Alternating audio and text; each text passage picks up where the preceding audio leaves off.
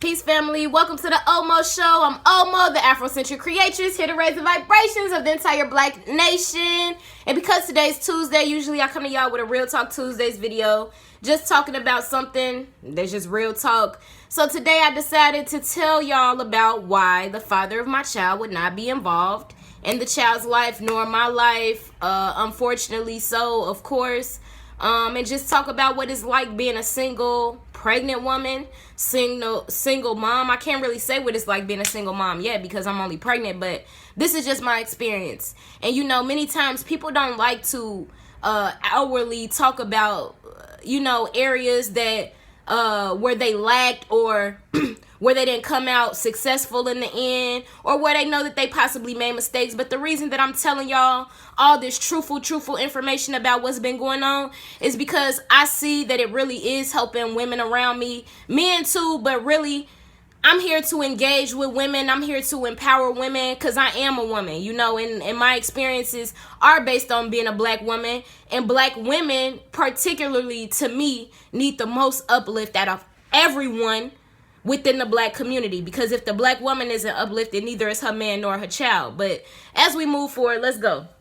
So, for those who watch my domestic violence video, I talked to y'all about how a friend had told me after I went through the situation with the guy who I was dealing with, she had told me that it's not that people can't change, it's not that men won't change, but just know that if you actually allow him back into your life after him putting his hands on you, then that means that you are accepting your role as being someone who's going to help him grow. Not that he's already going to be there, but that you are willing to be there with him through mistakes that he might make along the way. You're having faith that he will grow, but not that he's done it already. Not that he won't ever just do anything ever again. So, with that being said, I kept seeing, or I didn't keep seeing, I stopped seeing the dude. I'm sorry, y'all. I got all the hiccups and stuff like that from this pregnancy. But anyway, I stopped seeing a dude for about a month and a half that I was dealing with at that time. It was a lot of things that he went through while we weren't talking, that when we did talk, it was times of him telling me lessons that he had learned during that time as to why you should never ever put your hands on women, or why he should have never even put me in that situation, yada yada. Seemed all sincere, but either way it go, I kept dealing with him, and that's the father of my child, right? Just this past weekend, or I'll just say over the past 4 or 5 days or so, it's been a lot of things that's been happening where basically, I'm just gonna make a long story short, he said he was gonna do some things that he decided not to do. He took the keys to my apartment that I paid for out of my house without my permission, which showed me that I couldn't trust him. And I was running down the street, being fucking pregnant, 3 blocks down the street, trying to get these keys back from this man, and he wouldn't give them back. And even when I was in his face, trying to literally struggle and grab them back, he's too strong. It was no way that he was letting me get those keys. I'll say this. He's never ever placed his hands back on me since that first time. But abuse looks different. It looks different. It comes in different forms. So just because he's never put his hands on me again doesn't mean that his behavior, his actions weren't abusive in their own way. And that's what I learned this week. Because with him, the moments would be so sporadic. Like, I'm not saying that it's not the potential of those things happening all the time, but at the same time, the moments that he decides to just blow up be like super sporadic. We'll be going good or some shit, or it'll be times where conflict could be worse than this specific time, but this specific time he just decided to fucking act crazy. So anyway, him taking my keys and me running down the block trying to catch him, and just all the energy that I invested in that moment just really let me know then I can't do this throughout my pregnancy. Like, I can't be with you. I was still going to allow him to be a part of the child's life at that point, but I had decided that I couldn't be with him at that point because I don't need somebody who's going to make this situation that I'm dealing with more stressful. He should be a relief to my stress during my pregnancy, not being the one that causes my stress. And in that situation, for me, I felt like he was the one causing it, and I could do better by myself on making sure that my energy stayed at a level of being balanced in a way that it should, especially when you have a child in your womb. You know what I mean? So I told him it was over then. But either way, he said he was gonna do some things like pay for my first month's rent of my apartment because I've been super sick, and y'all know I can't even go back to work feeling the way that I've been feeling lately. I wouldn't have been able to continue the job that I quit, nor would I be able to just fucking function at a job because of how much I was just throwing up and everything like that. So with that being said, yeah, so he said he was gonna do some things, and after we broke up, he told me he was still gonna do them. The next day after that, I don't know what got into him. He said he ain't gonna do it no more. And I'm like, oh, okay, cool. So at that point, I'm really done. I'm like, okay, I know you not dependable. But still, somehow we ended up communicating, or we met back up because I was picking him up to take him somewhere. He told me that if I did that last thing, he would give me the money and I won't have to see him again. I won't have to do anything. And I was like, look, stick to your word. But we get back around his house, or I pick him up from where he wanted me to pick him up from. And then we get back around his house. And he started just trying to start shit with me just so that he wouldn't give me the money. So I knew what was going on. So I'm like, okay, I see where this is going. You ain't gonna give me this money. Go ahead, get out the car. You know, like, I don't care. Go. We gonna be good. I don't need you. I don't need your money. I'm gonna make a way on my own. I'm gonna find out how to get this shit. And like I always do. You know? So on his way out the car, he raises up his fist at me like he was going to hit me. He takes my leather jacket from the car, throws it on the ground outside, and then he had a fucking sweaty ass, dirty ass shirt on his head, and he fucking threw that shit in my face, like right in my face, like boom, knocked me in my face while I'm in the fucking driver's seat. So the old Omo, or the non-pregnant Omo, I'm a fiery ass motherfucker. I would have like fucking reached across that fucking car and just like whooped his ass or some shit, or at least tried to. But given that I have a baby in my stomach, I'm not finna put my baby in danger. So I just sat there and I just looked at him in like disgust. And I'm just like, close the door. You know, like, okay, boom. You know, close the door. And I drove the fuck off, right? Since then, he was breaking into my place. And basically last night, yesterday I went back to my place because I haven't been staying at my new place like that, y'all. I'm still staying with my sister just because I ain't got Wi-Fi at my new place yet. But when I went to my place yesterday to check on it, this motherfucker is outside my place. He had got a key made to my place without my permission, without me knowing, and he's been just standing that motherfucker. So I'm like, what type of world do you think this is? What type of world do you live in? No, dude, we not finna do that. You know, like, you're not gonna be staying with me. He like, where am I supposed to go, Omo? Like, you know I ain't got nowhere to go. Because he ain't got a place of his own. And he got kicked out of his parents' place. So, shit, the nigga just out here now. And I'm like, look, that's not my problem. You decided that you was gonna act how you wanted to act, which is why we in this situation. Why would I be caring about where you gonna stay? I don't give a fuck. Like, you a grown-ass man. You 24. I don't care. Like, so either way, bottom line is that after that moment, you know, he walked off still with my key, would not give me my key back. But in the midst of all of that, it was 3 brothers that was standing outside. And while I was trying to chase him down for my key in that moment outside of my apartment complex, I told the 3 brothers, I'm like, look, I don't know what type of men y'all are, but he got a key to my place that he's not supposed to have, and he would not give it back to me. And you already know as a woman, like, I'm not strong enough to really fight him for this key right now. So, like, I don't really know. And they just looking, dumbfounded.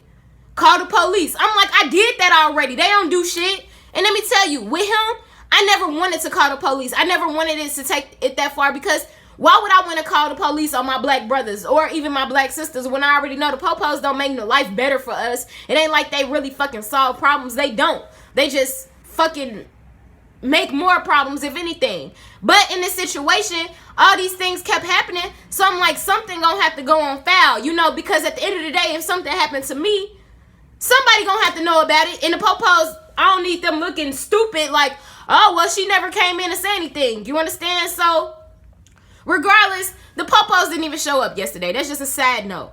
But regardless, it just made me really upset. Not only the situation with my ex and, you know, the father of my child, but also the fact that these brothers didn't do shit. It's 3 of them against 1 of him, and they didn't even address him. They didn't even say, yo, brother, what's up? Why you got her key? They literally looked at him and started talking to me like, call the police. Looking dumbfounded as fuck. Let him walk right past them. And again, black woman goes unprotected, uncared for, out here to defend her fucking self, like always, and at least in my life. And this can sound like a rant, and I know some people will dislike this video, especially black men who don't want to own up to the fact that maybe not you, but your brothers don't take care of their business. And if your brothers don't take care of their business, then that means you don't take care of your business, because y'all are one. I make sure that my black women, when they friends with each other, we don't let each other just do shitty ass shit. We don't sit up here and allow them or even be in their face while they doing something shitty. I would never even be in front of a friend while she sitting up there hitting on a man who ain't hitting on her or some shit. I wouldn't sit there for that. I would tell her, girl, what is you doing? We check each other. Why can't black men do the fucking same? I don't understand. So either way, as we move forward, like I say, I really wanted this video to be a mixture of why black women can't trust and depend on black men, or why we feel that way, about my own experience, by showing you, or at least telling you about my experience, and why we feel like it's always on us. That's why. Because not only is the one black man who's shitty, the men who allow him to be shitty, you end up looking shitty too. Because at the end of the day, how can I depend on you to defend me and protect me if you don't do it? Like, even if you ain't the one putting your hands on me, if you allow a black man to do it, even if you ain't the one taking my key, if you allow a black man to do it, why would I want you? I don't want none of y'all niggas if that is what it's gonna be. And I'm not saying this is all black men. I'm just saying, literally, this is not the first time this has happened to me in my life. This is not my first experience with black men, black friends in particular, being around, watching they fucking black fucking friend, man, act a fool with me, knowing I don't deserve it, and I'm just sitting there, looking dodo-ly, like, just sitting there looking dumbfounded. It's not my first time experiencing that. So at the end of the day, so like I say, this is from experience. Be mad at the experience that I had it. Get so mad that you do something about it. Get so mad that you make it so that I don't feel that way no more. Check your damn brothers. Go outside. If you mad, go outside and check your brothers for the stuff that they not doing right, for the ways that they disrespect women, for the ways they don't protect them. But don't get mad at me for being a messenger of what happened to me. So, boom, we got that out of the way as to why black men, I can get discouraged sometimes. I love y'all. Black women have always loved you most, love you more than you fucking love your damn self sometimes. But it gets frustrated, and it's been frustrated since fucking slavery, that we could be getting whipped by massa or another black man, and we got other black men over here just watching. And even if they feel powerless, if you feel powerless, how you think I feel? I'm 5 feet. I weigh 114 pounds. How do you think I feel? I don't care. So, bold up. Man up. Strengthen up. Get that fear out the way. And do and protect the black woman as you were made to do. The only reason you got them muscles is to protect her. It ain't for show. So what you doing with it? Going to the gym every day for what? If it ain't to protect her. So anyway, as I move forward, I'm sorry, y'all. I just gotta let all of this shit out. This is why it's Real Talk Tuesdays, because not everybody gonna be able to listen to this shit all the way through. But anyway, on a more calmer note, being a pregnant single person is sometimes the best thing. And for me, it is. Honestly, I blocked his number. I blocked his father's number because he was always calling me from his father's phone. I blocked both their numbers, and by blocking them, it just made so much more peace in my life, for one. For two, just not being around him to fucking argue all the time peace in my damn life. For 3, if you gonna be raising your fist up at anybody, like I said, he ain't gonna be a part of my child's life. And when I told my dad that, he was like, look, Omo, like, I understand where you coming from, but that's still the father of your child. And I'm like, look, this is never gonna be seen by my kids. They will never see a man raise their hand up at their mama. They would never think that's okay. Nor are they gonna grow to hate men because they see a man raise their fist up at their mom. That's never gonna happen. How do you do that to the mother of your child?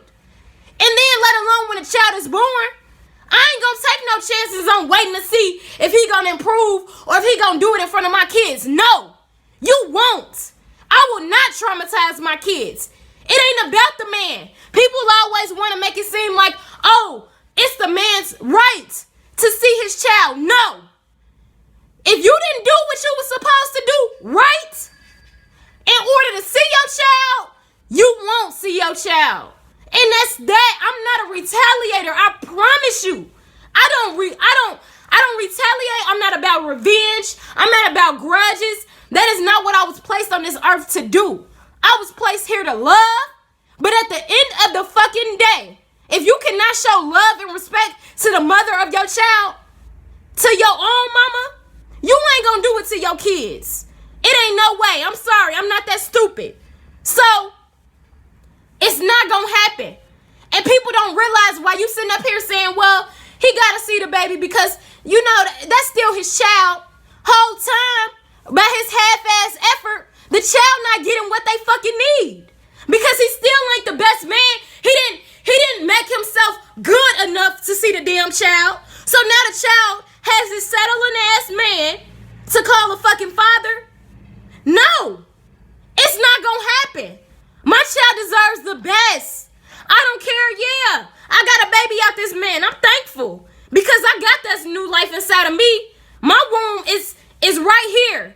The baby moves in my womb. I feel the baby, not him. I'm glad. I'm happy. I'm blessed. But at the end of the day, he wasn't meant to be along the journey. And sometimes it's just like that, black women. You know, don't feel so discouraged. You know, sometimes you'll do a better job on your own. And I'm saying this in a way not to say we don't want men, but honestly, we don't need men. Like, black women been doing this for fucking ever by themselves. I came out amazing by being raised by my single grandmother with no men around me. I am a strong black woman, yes, but that's because of who raised me. Y'all gotta understand, black women don't want to fucking be by themselves. We don't want to be independent. But when you show that we can't depend on y'all, what do y'all expect for us to do? So now, since I can't depend on you, I know I can depend on myself. I know I'm going to do what's necessary for my baby. I know I'm going to give that baby the love. And you don't need anybody in a way that's going to make confusion or conflict between what you trying to teach your kid. If you saying black men are supposed to protect and respect the black woman, yet you got a man, they own daddy is doing this, that's confusion. Babies don't need that in their life. You don't need anybody around that's going to make the process harder of your child becoming great. And I know that for me, as much education as I have or experience within the child care system, as much love as I have in my heart, as much experience I just got in life, how much I love children, just period. I'm going to be a great ass mom, but I'll be even greater by myself, or at least without him. You know, I'll leave that place. I'm not going to put him in that space where another black man who's actually willing and capable should be.